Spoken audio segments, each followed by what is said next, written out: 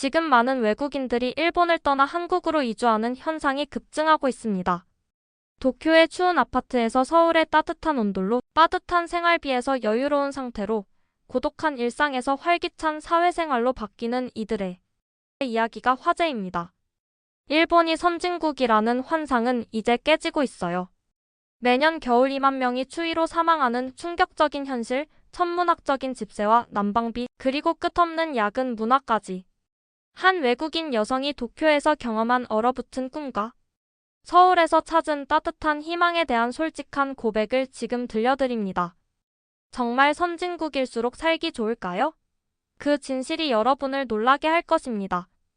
또 추위에 떨면서 잠에서 깼어요. 이불을 3개나 덮고 있었는데도 작은 도쿄 원룸에서 내 숨이 하얗게 보일 정도로 추웠어요. 알람 시계는 아침 6시 30분을 가리키고 있네요. 일본에서 또 한 번의 추운 아침이 시작되고 있었습니다. 제 이름은 클로이예요. 저는 29살이고 캐나다에서 왔어요. 5년 전 큰 광고 회사에서 일하기 위해 도쿄로 이사 왔어요. 그때는 정말 멋진 도시에서 꿈의 직장을 갖게 될 거라고 생각했죠. 그때는 정말 설레는 마음뿐이었어요. 침대에서 일어나 어깨에 이불을 둘러쳤어요. 맨발로 바닥을 딛자 얼음장같이 차가웠어요. 침대에서 나가기 싫었지만 회사에 가야만 했죠. 우리 상사는 직원들이 지각하는 걸 정말 싫어하거든요. 제 원룸은 정말 좁았어요. 침대에서 손을 뻗으면 부엌 싱크대에 거의 닿을 정도예요. 집세가 너무 비싸서 매달 제가 버는 돈의 절반이나 나가고 있었어요. 난방을 켜려면 너무 많은 돈이 들기 때문에 저는 추위와 함께 살아가고 있었죠. 작은 창문을 통해 도쿄의 높은 빌딩들이 보였어요. 아침 햇살에 빌딩들이 반짝이고 있었죠. 밖에서 보면 도쿄는 정말 아름다워요. 많은 사람들이 일본은 완벽하다고 생각해요. 깨끗한 거리, 빠른 기차, 공손한 사람들. 여기서 살기 전에는 저도 그렇게 생각했었어요. 따뜻한 차 한 잔을 만들었어요. 차가운 손에 따뜻한 머그잔이 닿으니 기분이 좋아졌죠. 핸드폰으로 은행 계좌를 확인했는데 다음 월급일까지 남은 돈이 별로 없었어요. 또 이렇게 되었네요. 회사에서는 모두가 지쳐 보였어요. 동료 타나카 씨는 몇 주 동안 웃지 않고 있었죠. 사무실은 제 원룸보다 조금 따뜻했지만 그렇게 차이가 크진 않았어요.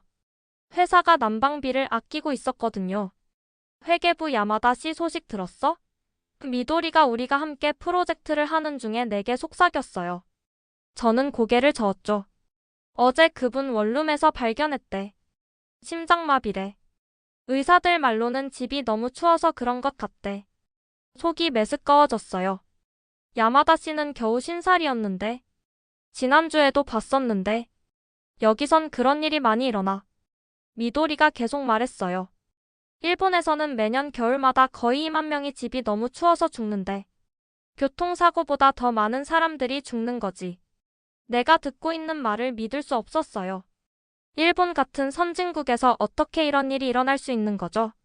왜 전에는 이런 사실을 몰랐던 걸까요? 점심시간에 작은 도시락을 들고 앉았어요. 가게에서 간단한 주먹밥만 샀죠.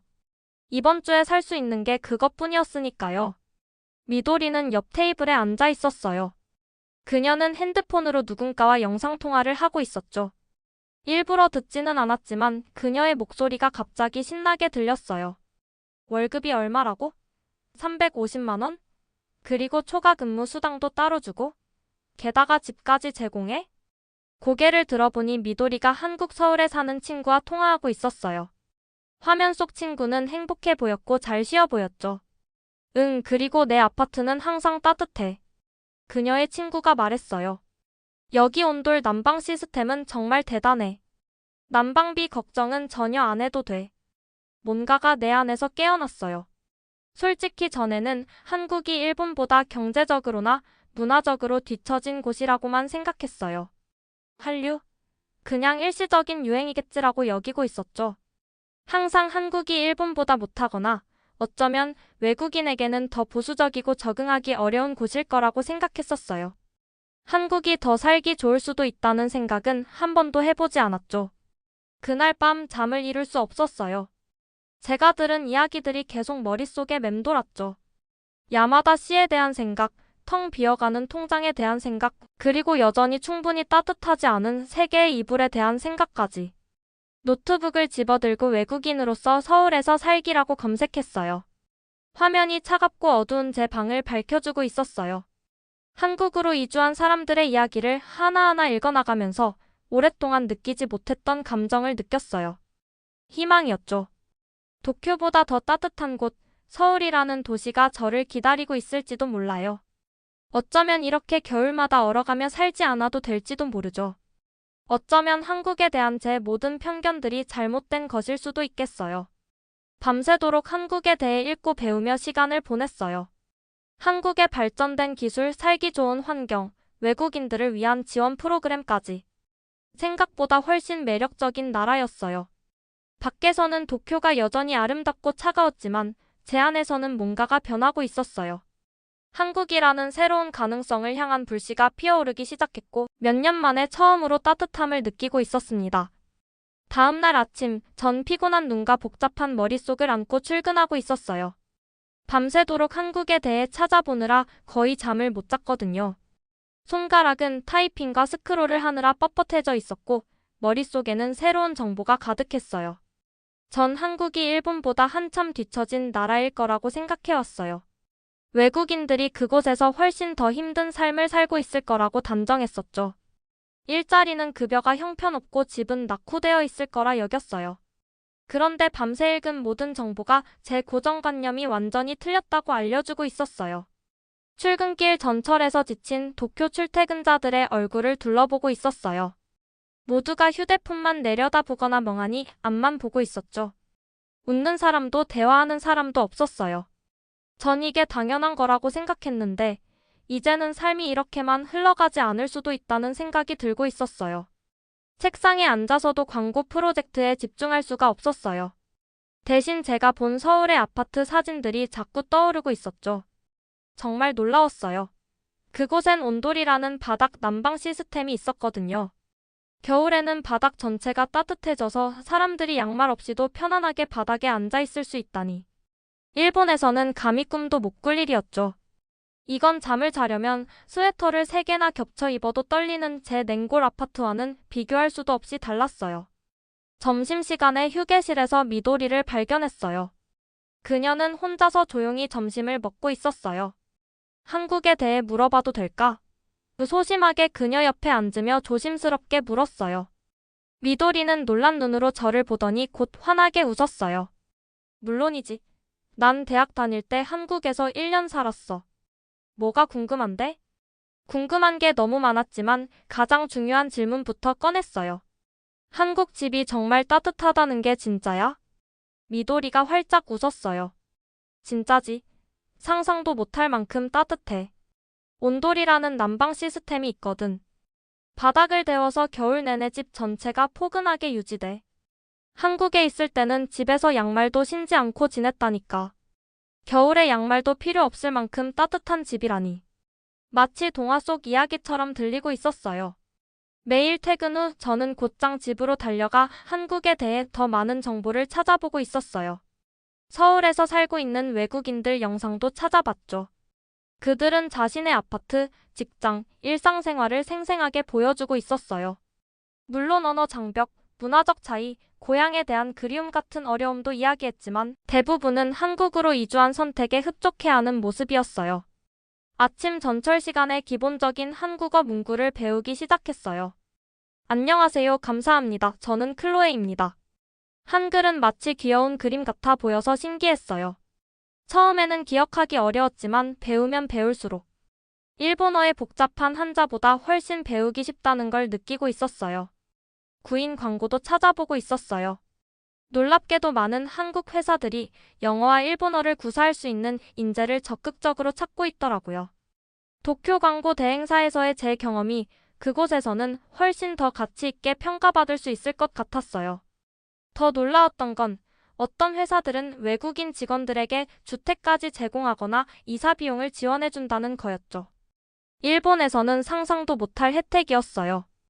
하지만 걱정되는 점도 있었어요. 새로운 나라로 이사하는 데는 적지 않은 돈이 필요했거든요. 게다가 일본 엔화가 자꾸 약해지고 있어서 제 모아둔 돈을 한국원으로 바꾸면 생각보다 적은 금액이 될 것 같았어요. 새 언어를 배우고 새 집을 구하고 새 친구들을 사귀어야 했죠. 생각만으로도 가슴이 두근거리고 있었어요. 어느 저녁 캐나다에 계신 부모님께 전화해서 제 생각을 조심스레 말씀드렸어요. 또 이사하려는 거니? 어머니가 물으셨어요. 목소리에서 놀라움과 걱정이 섞여 나오고 있었죠. 방금 일본에 정착했잖아. 여기서는 정말 행복하지 않아요. 엄마, 저는 좁고 추운 제 아파트를 둘러보며 한숨 쉬었어요. 집값은 너무 비싸고 매달 월급 받자마자 다 나가서 항상 빠듯하게 살고 있어요. 하필이면 한국? 거기 북한이랑 위험한 관계 아니야? 정말 안전한 곳이야? 그때 부모님도 제가 예전에 가졌던 것과 똑같은 한국에 대한 편견을 갖고 계시다는 걸 깨달았어요. 그들은 한국이 위험하고 발전이 안 된 가난한 나라라고 생각하고 계셨던 거죠. 마치 제가 조사하기 전까지 그렇게 생각했던 것처럼요. 그날 밤 저는 침대에 누워 서울로 이사하는 것의 장단점 목록을 꼼꼼히 적고 있었어요. 단점 목록은 길었어요. 언어 장벽, 이사 비용, 낯선 문화에 적응하기, 또다시 가족과 멀어지는 것. 하지만 장점 목록을 적다 보니 가슴이 뛰기 시작했어요.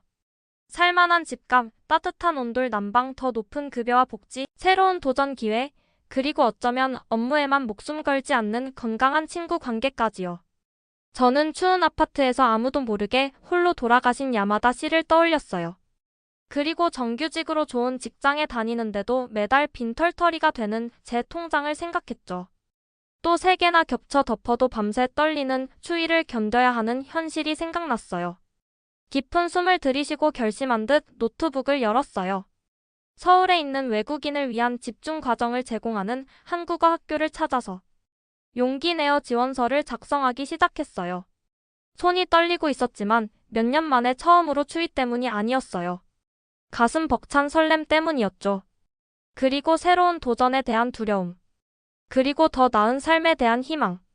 저는 일본에서 경험했던 차가운 현실과 달리 따뜻하고 희망찬 새로운 삶을 향한 첫 걸음을 내딛고 있었어요.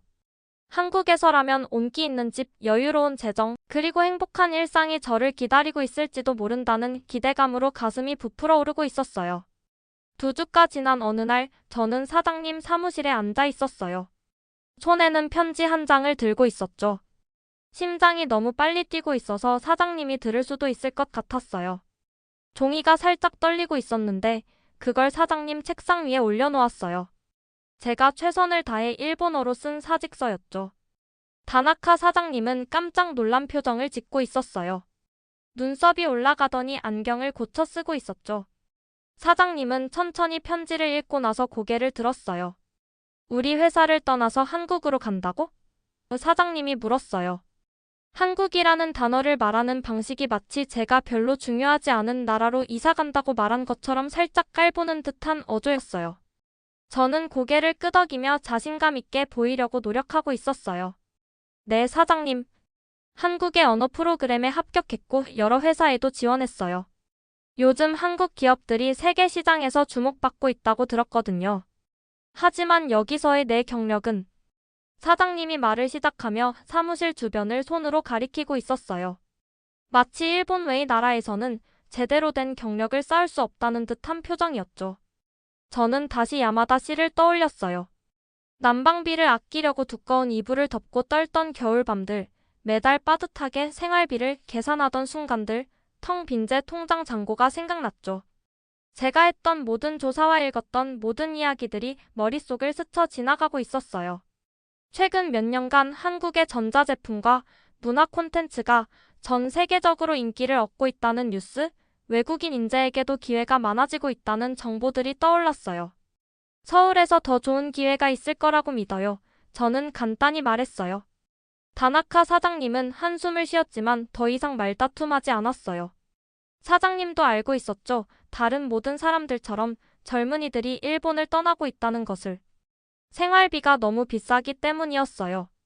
제 책상으로 돌아왔을 때 손이 떨리고 있었어요. 정말로 해냈어요. 도쿄를 떠나는 거예요. 이제 돌이킬 수 없었죠.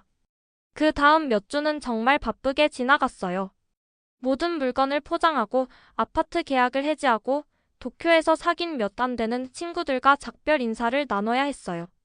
한국으로 물건을 보내는 비용이 너무 많이 들어서 대부분의 가구를 팔았어요.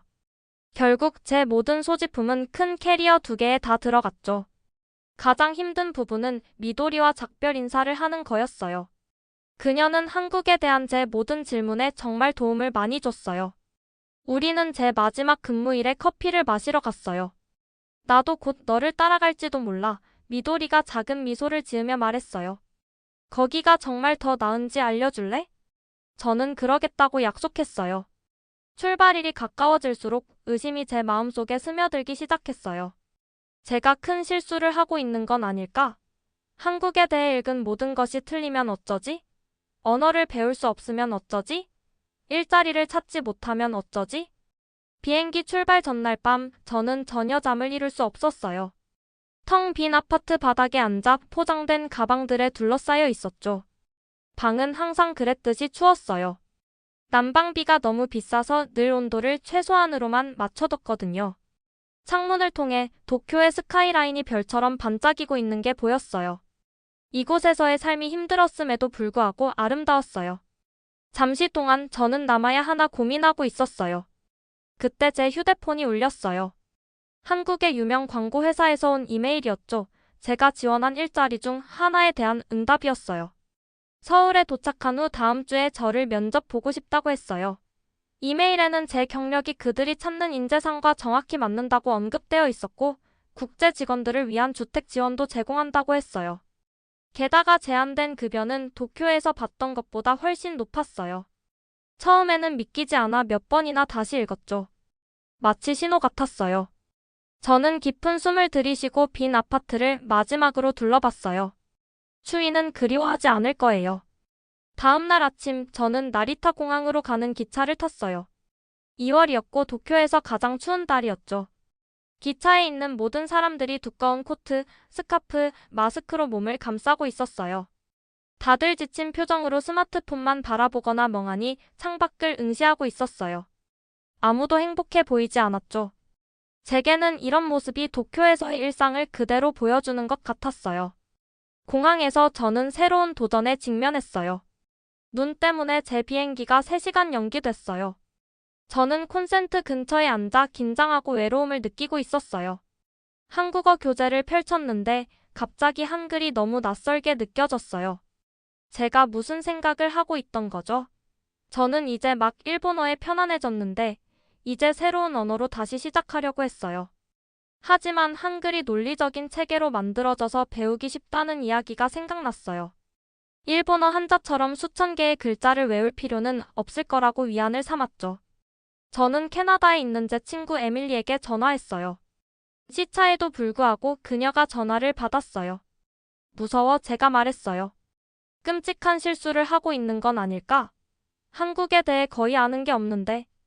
인터넷에서는 한국이 외국인들에게 개방적이고 기회가 많다고 하지만 정말 그럴까? 아니면 그냥 좋은 면만 과장된 정보일 뿐일까? 에밀리는 제가 일본으로 처음 이사했을 때도 같은 기분을 느꼈다고 상기시켜줬어요. 그때도 저는 무서웠지만 그래도 했었죠. 그리고 이제 저는 무엇을 찾아봐야 하고 어떤 질문을 해야 하는지 더 많이 알고 있었어요. 너는 내 생각보다 더 용감해, 클로이, 에밀리가 말했어요. 만일 상황이 좋지 않으면 언제든지 집으로 돌아올 수 있어. 하지만 요즘 한국에 대한 뉴스를 보면 정말 흥미진진한 일들이 많이 일어나고 있는 것 같아. 내가 그곳에서 좋은 기회를 찾을 수 있을 거야. 에밀리의 말이 저를 더 강하게 만들어줬어요. 드디어 제 비행기가 안내 방송을 했을 때 저는 새로운 결심으로 일어섰어요. 저는 도쿄의 문제에서 도망치는 것만이 아니었어요.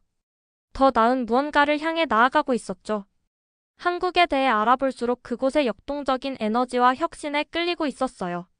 한국 기업들이 글로벌 시장에서 두각을 나타내고 대중문화는 세계적으로 인기를 얻고 있다는 사실이 저에게 희망을 주고 있었죠.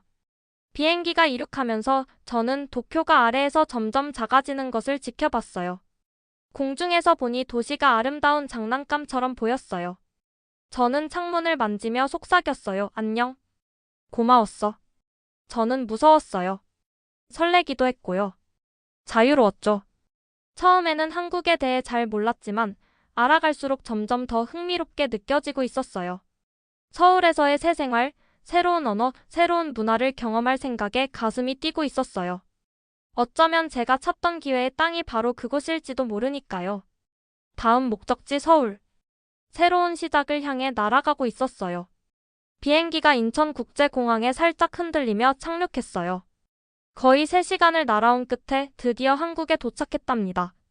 솔직히 기대보다는 걱정이 많았던 제 새로운 보금자리죠. 공항을 걷고 있는데 한국어, 영어, 중국어로 된 표지판들이 눈에 들어오고 있었어요.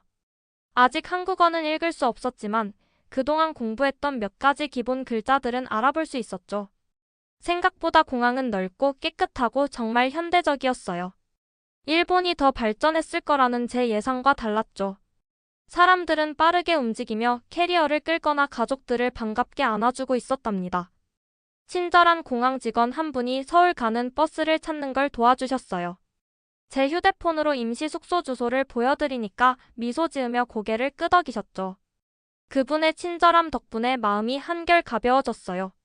외국인에게 불친절할 거라는 생각이 무색하게 느껴졌죠. 공항에서 도시까지 버스로 1시간 정도 걸렸어요. 창문에 얼굴을 바짝 붙이고 모든 것을 보려고 하고 있었죠. 솔직히 한국이 일본보다 시설이 낙후되어 있을 거라 생각했는데 고속도로는 넓고 깨끗했어요. 놀랍게도 건물들은 도쿄의 많은 건물들보다 더 새롭고 현대적으로 보였어요. 모든 게 정말 잘 정돈되어 있는 느낌이었죠. 이미 제 선입견이 하나씩 깨지고 있었답니다. 제 정류장에 도착해서 무거운 캐리어 2개를 힘겹게 인도로 끌고 나왔어요. 2월의 공기는 차가웠지만 뭔가 달랐어요. 더 깨끗한 것 같기도 하고 아니면 그냥 새로운 곳에 온 설렘 때문인지도 모르겠네요. 제 임시 숙소는 제가 한국어를 배울 언어학교에서 제공한 작은 원룸이었어요. 특별하진 않았지만 들어서자마자 놀라운 것을 발견했죠. 따뜻했어요. 정말 따뜻했답니다. 숨 쉴 때 입김이 보이지 않았고 손가락도 뻣뻣하게 느껴지지 않았어요. 코트를 벗고 스웨터도 벗었는데도 여전히 편안했죠. 손으로 바닥을 만져보니 바닥도 따뜻했어요. 미도리가 말해줬던 온돌 난방 시스템이었어요. 바닥 전체가 아래에서부터 따뜻하게 데워지고 있었답니다. 일본보다 덜 발달된 나라라고 생각했는데 주거 환경은 오히려 더 앞서 있었어요. 바닥에 앉았는데 눈물이 나오려고 했어요. 도쿄에서 5년 동안 매 겨울마다 집에서 추위에 떨고 있었거든요. 그게 정상이라고 생각했어요. 그냥 더 단단해질 필요가 있다고 생각했죠. 이제 그게 얼마나 잘못된 생각이었는지 깨달았어요. 그날 밤 저는 이불 하나만 덮고 잤어요. 한 번도 추워서 깨지 않았답니다. 이런 따뜻함이 얼마나 소중한지 새삼 느끼고 있었죠. 그 다음 몇 주는 힘들면서도 놀라웠어요. 솔직히 한국어 배우기가 생각보다 훨씬 어려웠거든요. 처음엔 선진국인 일본의 언어가 더 체계적일 거라 생각했는데 한글이라는 문자는 과학적으로 설계되어 있어서 오히려 더 배우기 좋더라고요. 물론 영어나 일본어와는 완전히 달랐지만요. 수업이 끝날 때마다 머리가 아팠지만 매일 열심히 공부하고 있었죠. 언어학교에는 전 세계에서 온 학생들이 있었어요. 미국, 중국, 태국, 러시아 등 여러 나라에서요. 우리 모두 함께 고군분투하며 서로 도와주고 있었죠. 폐쇄적일 거라 생각했던 한국에서 오히려 도쿄에서 5년 동안 사귄 친구보다 한 달 만에 더 많은 친구를 사귀었어요. 사람들이 생각보다 훨씬 개방적이고 따뜻했거든요. 한국 광고 회사에서의 면접도 예상외로 잘 됐어요. 그들은 제가 일본에서 쌓은 경험과 한국어를 배우려는 노력에 감동받았죠. 처음에는 한국 회사가 일본 회사보다 근무 환경이나 복지가 열악할 거라고 생각했는데 오히려 도쿄에서 받던 것보다 더 많은 급여와 초과 근무 수당을 제대로 주는 자리를 제안받았어요. 일본에서는 당연시되던 무급 야근이 여기서는 제대로 인정받는다니 정말 놀라웠죠. 3개월 언어 프로그램을 마치고 시작하기로 했답니다. 새 생활에서 가장 좋았던 건 서울을 탐험하는 거였어요. 이 도시는 아주 오래된 것과 새로운 것이 조화롭게 어우러져 있었죠. 고대 궁전과 사찰들이 현대적인 마천루 옆에 자연스럽게 자리 잡고 있었어요. 거리는 활기차고 에너지로 가득 차 있었고요.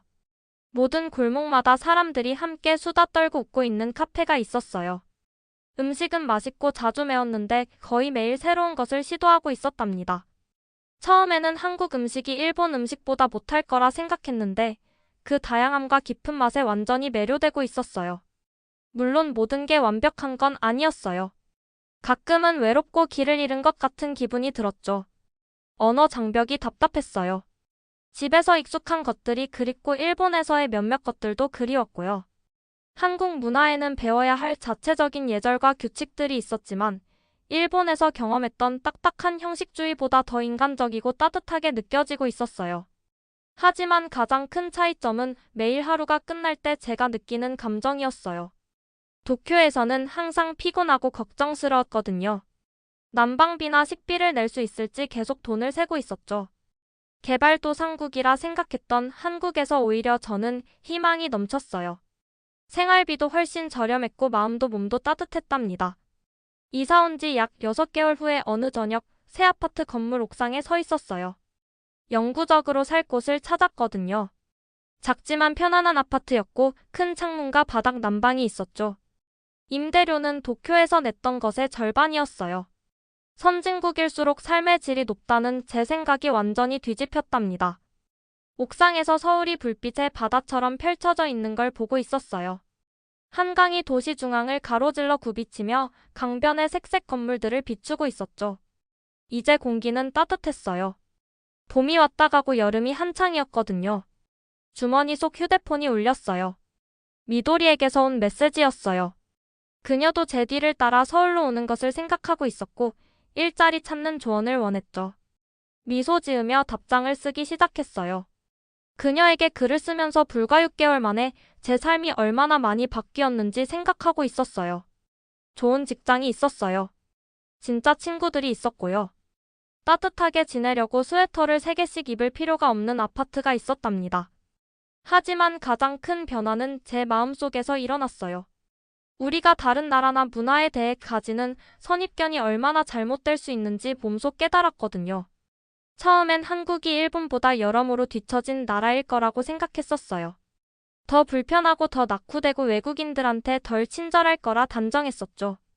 하지만 실제로 경험해보니 모든 면에서 제가 완전히 틀렸더라고요.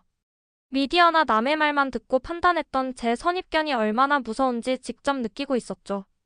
또한 제가 생각했던 것보다 더 용감하다는 것도 배웠어요. 새로운 나라로 한 번 이사하는 건 용감한 일이었어요. 다른 나라로 다시 이사해서 처음부터 다시 시작하는 건 더 용감한 일이었고요. 그리고 그 용기 덕분에 더 나은 삶을 찾을 수 있었답니다. 석양이 서울의 건물들을 금빛과 분홍빛으로 물들이고 있었어요. 따뜻한 바람이 얼굴을 스치고 있었죠. 몇 년 만에 처음으로 정말 집에 온 것 같은 느낌이 들었어요. 어떤 사람들은 집은 마음이 있는 곳이라고 말하죠. 하지만 이제 저는 집이랑 코트를 벗고 피부의 따스함을 느끼며 마침내 자유롭게 숨 쉴 수 있는 곳이라는 것도 알게 됐답니다. 그리고 한국은 제게 그런 곳이 되어 주었어요.